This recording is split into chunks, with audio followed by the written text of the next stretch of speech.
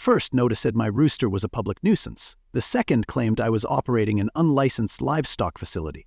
The third? That's when I found my dog bleeding in the yard and realized I had to choose between keeping the peace or keeping my land. If you're shaking your head already, trust me, I would too if it hadn't happened to me.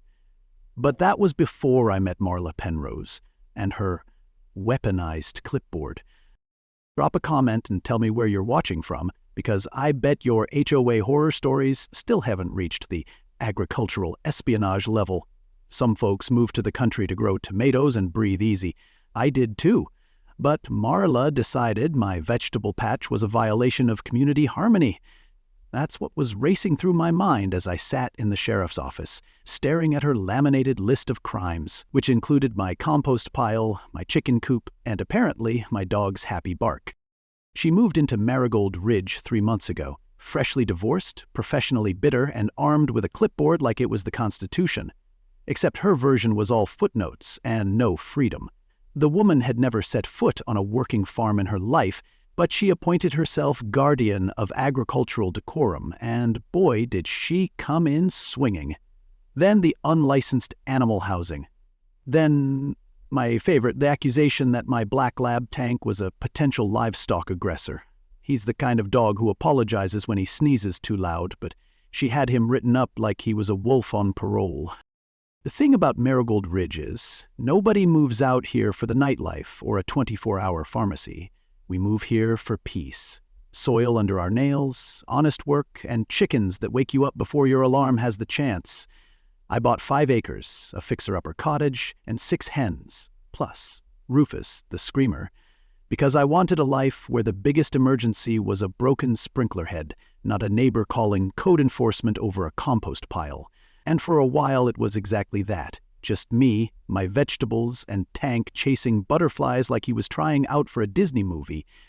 Then Marla arrived, looking like she just walked out of a country club catalog, wearing high heels on gravel and clutching that clipboard like it held the nuclear codes.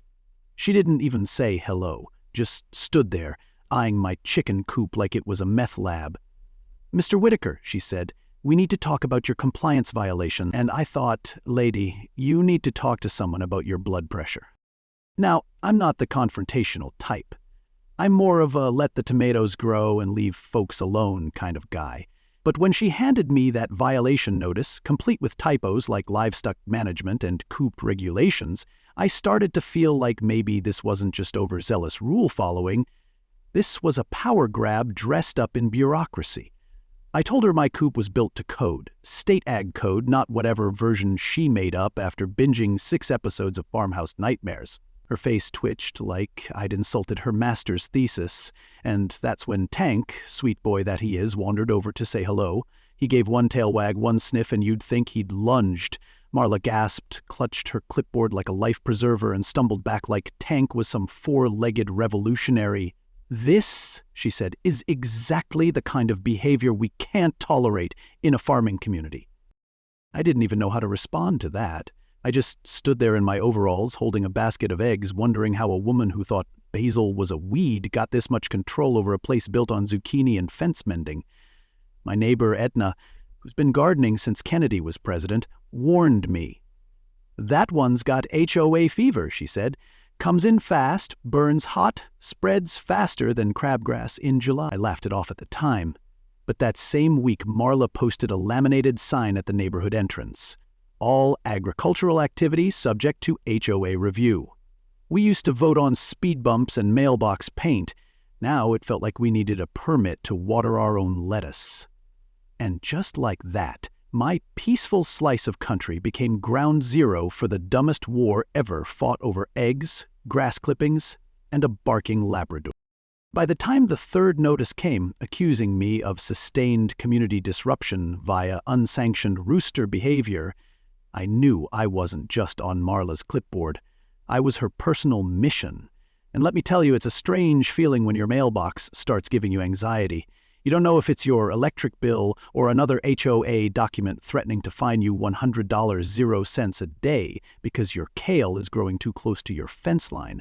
But what really lit the fire under me wasn't the fines or the threats. It was the principle.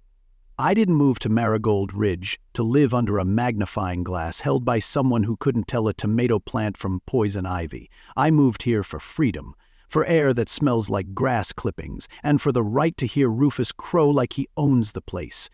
Because in a way he does. And if Marla thought a few typo-filled notices were going to scare me off this land, then she clearly didn't know who she was messing with. This wasn't over, not even close. I walked into that community barn with a folder full of county agricultural codes and just enough faith in humanity to believe this would be a rational conversation. Rookie mistake. The place smelled like hay, coffee, and silent judgment. About 15 folks showed up. Long-timers, mostly. People who used to treat HOA meetings like an excuse to eat cookies and talk gravel maintenance. But that night, you could feel the tension clinging to the walls like mildew. Marla stood up front, flanked by her infamous clipboard and a plastic pitcher of lemon water that hadn't been touched. She wore that blazer again. The one that made her look like she was auditioning for a courtroom drama about zoning laws. I took a seat near the front, already regretting not bringing whiskey. The meeting hadn't even started, and I could tell this wasn't going to be neighborly, and oh buddy, it was just warming up.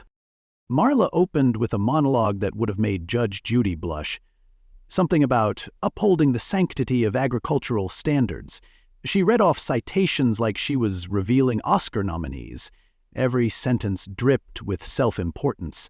Then she pulled out my file, held it like it was radioactive, and announced my alleged crimes: improper livestock housing, unlawful garden placement, excessive animal noise, and willful disregard for community harmony. I raised my hand. She ignored me. I raised it higher. Finally, she sighed like a kindergarten teacher dealing with a disruptive kindergartner. "Mr. Whitaker," she said, "you'll have a chance to speak. Briefly." I stood up and handed out copies of the actual regulations she was supposed to be enforcing. You ever read law code to a room of scared farmers? It feels like doing CPR on a squirrel. No one knows if it'll work, but they sure are watching. I got through 3 pages before she interrupted, claiming my documents were incomplete and possibly doctored. That's when I realized she wasn't here to discuss. She was here to win. The strangest part? No one stood up. Not Edna with her legendary squash, not Bert who built the chicken coop that half of us copied, not even Carl, who once chased a coyote off his property with a rake. They just sat there, looking like kids caught between their parents fighting. That barn, once the heart of our shared rural weirdness, felt cold, like we'd all been put on trial and nobody knew how to plead. I kept talking, calmly pointing out the facts. My coop met setback laws, my compost was contained, Rufus the rooster crowed within allowed hours. But the more I spoke, the more Marla stared, eyes narrow, lips pressed into a smile that wasn't fooling anybody. She didn't argue back. She just wrote something on her clipboard after every sentence. I wasn't defending a farm, I was feeding her ammunition. Still, I knew if I backed down, I'd be setting the stage for the next poor soul she targeted. So I doubled down, said what everyone else was too scared to say. She was using HOA rules as weapons, not tools. When the vote came, it was closer than it should have been. 8-5 in my favor. But victory felt like sipping lukewarm coffee after a punch in the gut. As the meeting wrapped up, people scattered like chickens after a lawnmower backfire. No handshakes, no small talk, just nods and eye contact that said, "You stirred the pot, buddy. Hope you're ready for the soup." I lingered for a minute, thinking maybe I'd try to talk to Marla like a human, and that's when she looked up from her clipboard. Right at me. For a brief second, her expression softened, but not in a human way, in the way a predator calculates before a strike. It wasn't embarrassment. It wasn't anger. It was resolution. I didn't just challenge her authority. I embarrassed her in front of her audience. And some people, they don't file that away. They engrave it. As I headed to my truck, Edna finally approached. She didn't say, "Good job." She didn't say, "Thank you." She just said, "You know what happens now, right?" And the way she said it, quiet, heavy, it sounded less like a warning and more like a eulogy. I nodded. "Yeah," I said. Now it gets personal. And I was right. Because the clipboard queen of Marigold Ridge didn't take defeat lightly. She took it as a challenge. And the next phase of her campaign? That clipboard wasn't just for notes anymore. It was a battle plan. Stick around. You'll want to see what happens when a woman who's never touched dirt decides to declare war on a man who lives in it. Tank stopped sleeping through the night. At first, I thought it was just the wind. You know how rural nights can be, an owl flaps too hard and suddenly the whole world feels haunted. But this wasn't that. My lab, who once snored louder than the well pump, was now pacing at 2 a.m., ears up, tail low, growling at shadows like they owed him money. He wouldn't go near the coop after dark, and during the day he'd sit by the barn and stare into the tree line like he was watching something I couldn't see. That's when I started wondering if paranoia was contagious. I mean, could I catch HO-induced anxiety from my own dog? Because suddenly I was checking locks twice, leaving the porch light on, and treating every crunch of gravel like a code red. And deep down, I knew Marla wasn't done. She was just getting creative.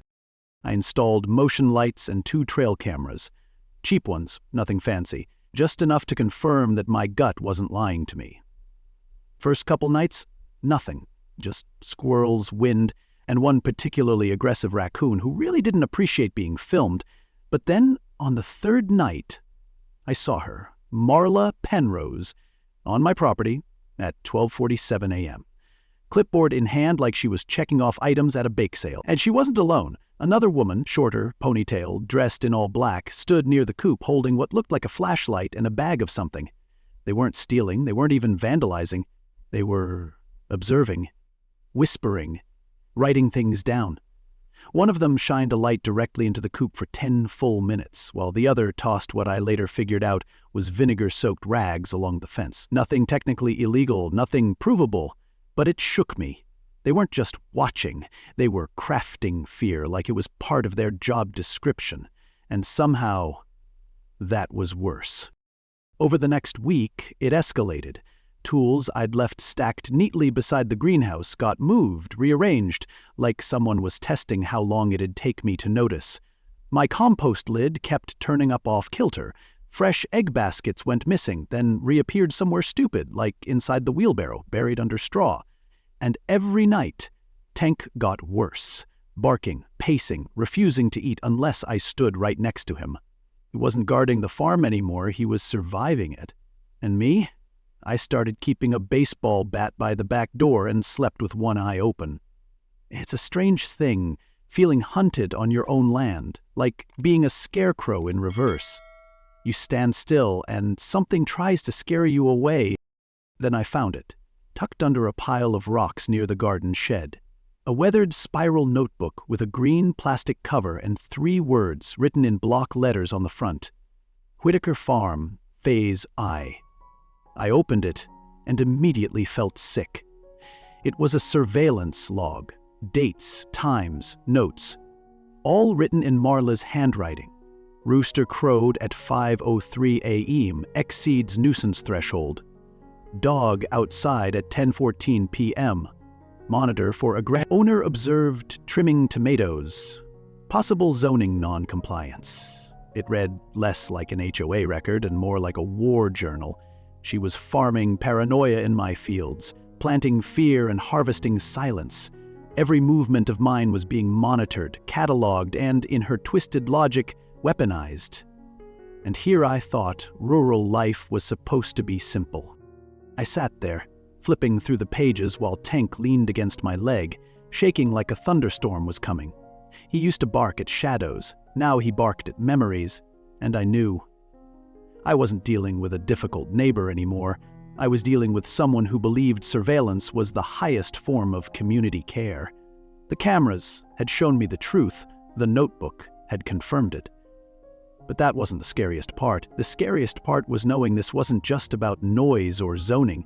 This was psychological warfare dressed in khakis and compliance clauses. And something in me clicked. She wanted me to feel cornered, to doubt my sanity. to abandon the land she couldn't fine into submission. But if Marla Penrose thought she could drive me off my soil with clipboard crusades and midnight vinegar raids, then she hadn't learned a damn thing about farmers. Not yet. Stick around, because what comes next? That's when it stops being petty and starts getting personal. After that logbook turned up, I couldn't stop thinking about what else might be hiding in plain sight. Marla wasn't just watching, she was documenting, planning, coordinating.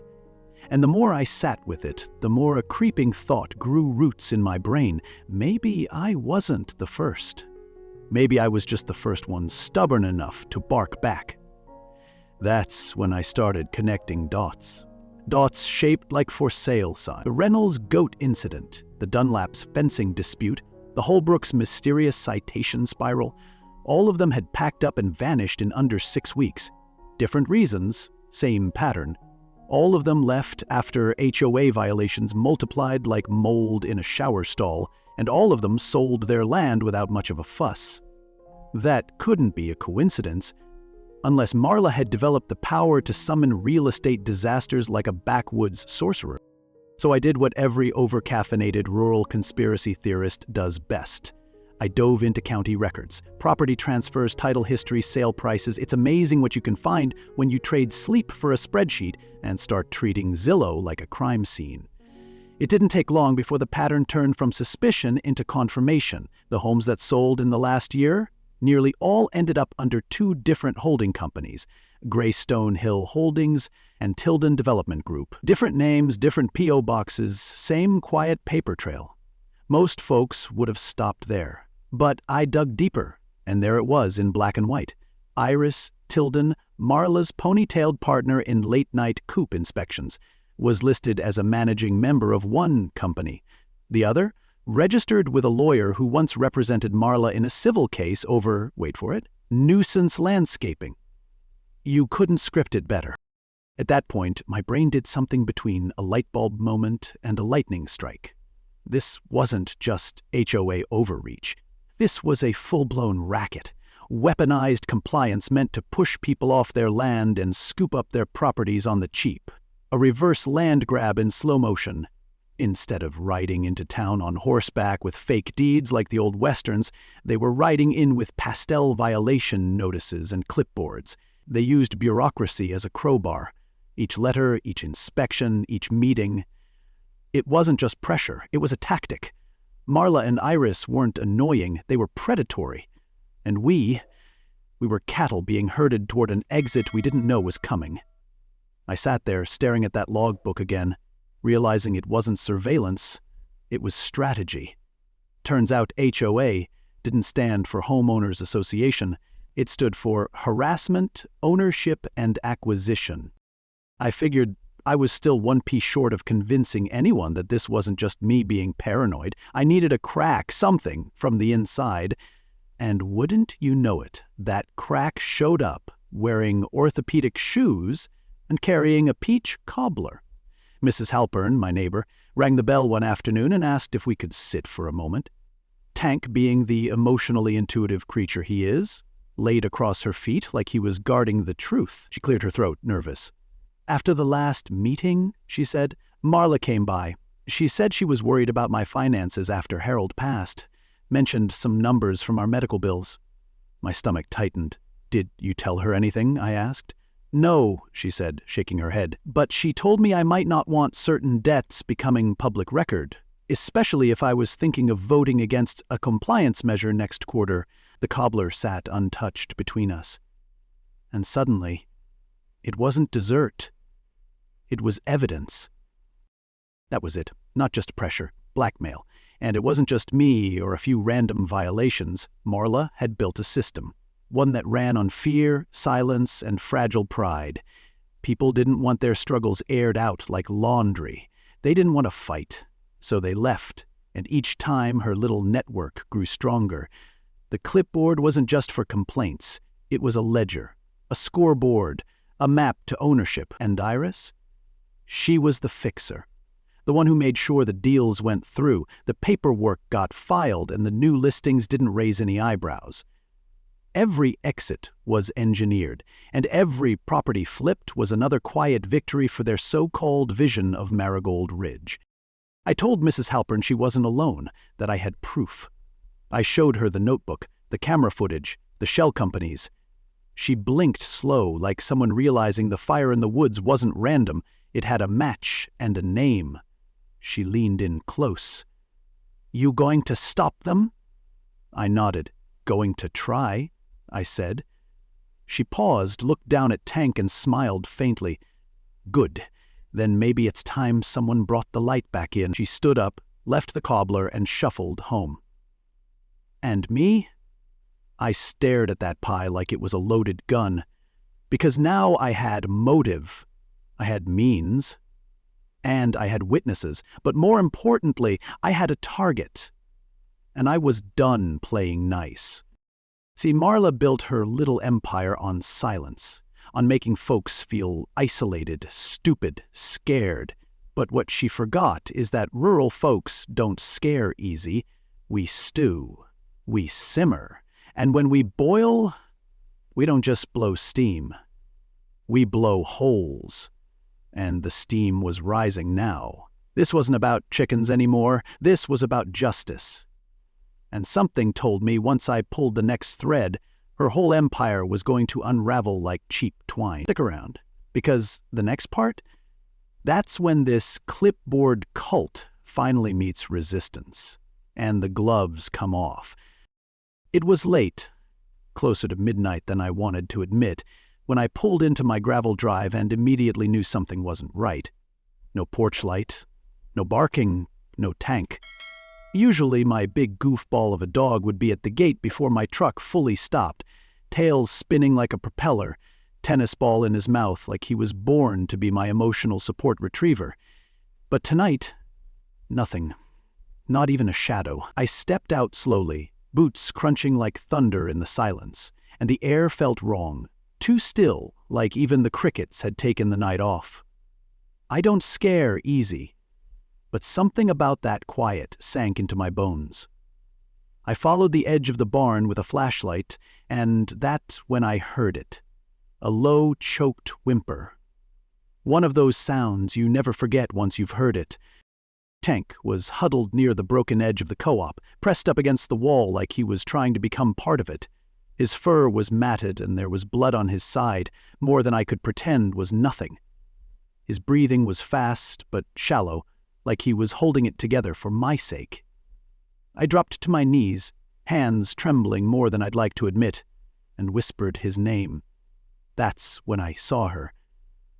Marla, standing just beyond the chicken wire, half lit by my beam, holding what looked like a rusted strip of fencing. Her expression didn't scream surprise or guilt. No, she looked annoyed, like I'd caught her before she could finish whatever twisted checklist she was working through. "Your dog attacked me," she said, flatly. I looked down at Tank again, still scared, bleeding, and felt something cold rise in me, and I didn't say a word, just stood up, slow and quiet, like anger had turned my muscles into stone. She didn't back down, just waved the piece of wire like it was a hall pass. I was conducting a late inspection. Your dog was aggressive. I had to defend myself. It was so outrageous, so confidently delivered, I almost laughed. But there was nothing funny about Tank's wound, nothing amusing about the feathers scattered around what was once a secure coop. Chickens gone, gate ripped open, nesting boxes flipped like someone had gone through them in a hurry. It wasn't vandalism, it was a hit job. My garden was worse. Trampled in wide, deliberate arcs like someone had danced through it in work boots. Half of my irrigation line had been torn out like a snake yanked from the soil, tools scattered, compost bin overturned. And the worst part? The smell of something chemical in the air, like they'd doused parts of my land in whatever nightmare mix they could find under their kitchen sink. Then I heard a soft, mechanical hum, and turned to see Iris, yes, that Iris, filming the whole scene. She stood by the fence like a silent witness, phone in one hand, camcorder in the other. I didn't even know people still used camcorders. "We're recording for documentation purposes," she said, in that customer service voice people use when they're trying to politely ruin your life. "This will all be part of the official file." I don't remember walking over to her. I just remember saying, "You're filming a dog bleeding out on private property after a break-in and you think that's documentation?" Her reply? "You've been warned multiple times about your non-compliance." That's when Marla stepped forward, pulled a stack of paperwork from her tote bag. Yes, she brought paperwork to a crime scene and handed it to me like she was giving out coupons at a farmer's market. "Transfer your land," she said. "We'll pay above assessment. This can all be over." You ever feel your soul try to leave your body out of sheer disbelief? That was me, standing there in blood-soaked soil with a wounded dog, a destroyed garden, and a woman offering to resolve the issue with his signature. "You're insane," I muttered, flipping through the pages. "You think this is how you make a sale? By terrorizing a man's home?" Marla didn't flinch. "You embarrassed me," she said. "You defied the community. This is the result." She said it like a doctor delivering a diagnosis, not a lunatic explaining why she broke my irrigation lines. Iris, meanwhile, had stopped recording, not because she had a change of heart. She was switching batteries. I wanted to scream, or cry, or both, but Tank whined again, and that snapped me back. I knelt beside him, whispering assurances I didn't quite believe. His eyes locked with mine, and I swear he looked at me like I'd failed him, the one creature who trusted me more than the sunrise. And that's when I stopped trying to be the reasonable one. I stood up and gave them 60 seconds to leave, not as a warning, but as a countdown. Marla tried to call my bluff with some garbage about calling the sheriff, but I pointed out the obvious. She was trespassing, assaulting livestock, and about one syllable away from a felony. Iris looked shaken now. Not enough to leave, but enough to start packing up. "This isn't over," Marla said, and I believed her. People like that never believe they're wrong. They just believe they haven't pushed hard enough yet. I didn't say anything, just watched them slink away into the dark, their headlights bouncing down my driveway like the tail lights of a bad idea, retreating for now. I spent the rest of the night cleaning blood, burying what was left of 2 hens and repairing what I could. It wasn't much, but it was something, and I made a quiet vow under that wide, bitter sky. This wasn't happening again.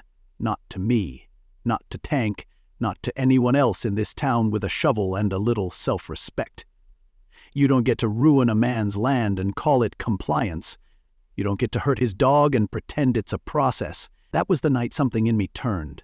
This wasn't just survival anymore. It was retaliation with purpose. And if Marla thought she'd scared me into surrender, she'd just made the most dangerous mistake a bully can make. She left her target standing. Stick around. The gloves were coming off. The morning after the attack, I didn't drink coffee. I drank Resolve. Tank was bandaged, quiet but alert, tail wagging like a whisper instead of a celebration. My garden was ruined, 2 hens gone, the coop barely standing, and my irrigation system looking like it had lost a fight to a weed whacker and a bottle of bleach. But I was calm. Not the kind of calm you feel in peace, the kind you feel right before a storm breaks loose. I patched the worst of the damage, reset the cameras, and pulled the pistol I hadn't touched since moving out here. I didn't want to use it. But in Marigold Ridge, justice didn't ride in on horseback. It pulled up in a rusty pickup with a badge and a grudge. And after what she did to Tank, I wasn't going to be caught holding a rake when it all hit the fan. Marla came back the next night, because of course she did. This time, she didn't bother sneaking. She marched up the driveway like she was still the queen of this dirt-covered chessboard. Iris trailed behind her, pale and twitchy, camera bag bouncing against her hip like it suddenly weighed more than her conscience. Marla carried the clipboard, naturally, like it was both sword and shield. "This is your last chance," she said before I could even step off the porch. "Sign the transfer, make this easy." I said nothing, just stepped down, slowly, sidearm at my side but pointed at the dirt. She noticed it, didn't blink, just smiled, like she still thought I was bluffing, like I hadn't already buried my patience with the last of my tomato plants. "You don't want to do this, Mr. Whitaker," she said. "You're already in violation of over a dozen bylaws." I remember laughing, just once. "Lady," I said, "you violated the line between civics and criminal conspiracy, and I've got it all on tape." She lunged, no warning, no hesitation. Clipboard dropped, crowbar raised, like she'd been carrying it just in case diplomacy failed. I didn't think. I reacted. The gun went off once. Center mass, shoulder high. She screamed, dropped the weapon, and collapsed like a puppet whose strings had finally snapped. Blood pooled fast, not fatal, but messy. Iris screamed too, but not in shock, in revelation. "Oh my God," she said, "we weren't going to hurt anyone," she cried, dropping her bag, her phone, her whole story. That's when the cavalry rolled in, not fast, not fancy, but determined. Sheriff Meeker in his old truck, 4 deputies behind him, headlights slicing through the dust like judgment come home. They saw the crowbar, saw the wound, saw the surveillance files still clutched in Iris's shaking hands. One deputy secured Marla, another took Iris aside. Meeker just looked at me, looked at Tank, and nodded once like he'd been expecting this all along. The clipboard lay on the ground, still open to a page titled Marigold Redevelopment Initiative, Final Phase. Maps, property estimates, names of landowners marked high resistance and early acquisition. There was even a spreadsheet showing projected profits once enough families had been pushed out to qualify for some rural rezoning grant. She hadn't just tried to bully me. She'd tried to turn our town into a blueprint. Her arrest happened before the sun came up. Her charges took 2 minutes to read and 10 to believe. Trespassing, destruction of private property, animal cruelty, assault with a deadly weapon, attempted extortion, conspiracy to commit fraud. It read like a rap sheet stapled to a grant proposal. Iris, for her part, folded fast. Gave up every email, every memo, every backdoor meeting. Apparently, she'd joined for community vision and stayed for the hush money. Once the hush turned into blood, her conscience finally punched in for work. The fallout came fast. Mrs. Halpern showed up at my porch with cobbler and a relieved smile. Bert brought over fencing supplies. Edna, who hadn't spoken above a whisper in 3 years, organized a town hall like a general mustering troops. One by one, people came forward. Families who'd moved under pressure. Others who'd stayed silent out of fear. We shared files. We shared names. We shared rage, neatly wrapped in small-town politeness. The HOA board? Dissolved by vote. I didn't even run, but somehow they made me president, said it was temporary. That was 2 months ago. We rewrote the bylaws, simplified the rules, threw out anything that used the word infractions more than once. You want to raise chickens? Raise chickens. Want a compost pile? Build 2. We kept the gravel road maintenance clause and burned the rest. Tank healed, slower than I wanted, faster than expected. He still flinched at night noises for a while, but he's back to sleeping by the coop now, like he knows peace is part of his job. The new coop's bigger, stronger, and more absurdly over-engineered than any 6 hens will ever need. My garden's rebounding, too, row by row. I plant with more intention now, less about food, more about foundation. And every time I pull weeds, I think about how close we came to losing the one thing that holds rural life together: trust. Marla fell clutching that clipboard like it was her crown. But royalty doesn't rule in Marigold. Community does. And community, when it wakes up, has a way of fixing what fear tries to tear down. I still keep the logbook in a drawer, not as a warning, but as a reminder. That power doesn't always arrive with sirens. Sometimes it walks in wearing flats, holding forms, and smiling like it knows better. And when it does, good people have to draw lines, not with guns, not first, but with courage. And when courage isn't enough, then you aim for the clipboard, because once that drops, the empire follows. And that, folks, is how a clipboard nearly conquered a community, until it ran into a dog, a shovel, and one very tired man who finally said, "No more." I didn't ask to be the guy standing between a neighborhood and a hostile takeover in khakis, but life has a way of tapping the quiet ones on the shoulder when it matters most. What started as noise complaints and vegetable drama turned into something darker. A reminder that sometimes power doesn't knock on the door with a badge, it shows up with paperwork, weaponizes silence, and counts on good people staying quiet. But not this time, not in Marigold, and never again on my watch. If this story made you feel something, if it reminded you of your rights, your land, your voice, then it did its job. Because at the heart of it all, this story isn't just about chickens or irrigation lines. It's about standing your ground when decency is under siege. It's about knowing that community matters more than control and that justice, well, justice doesn't always come wrapped in a courtroom.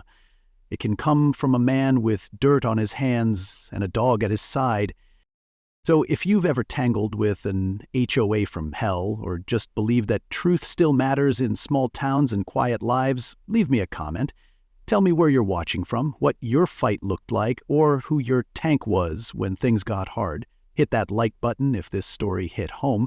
And don't forget to subscribe, because stories like this, they're not rare, they're just hidden. And I've got plenty more where that came from. This is Gabe Whitaker signing off. The co-op's rebuilt, the land's healing, and the clipboard, it's hanging in my shed, right between the busted rake and my old 22, as a reminder that out here, we don't fold easy. We grow back stronger every single time.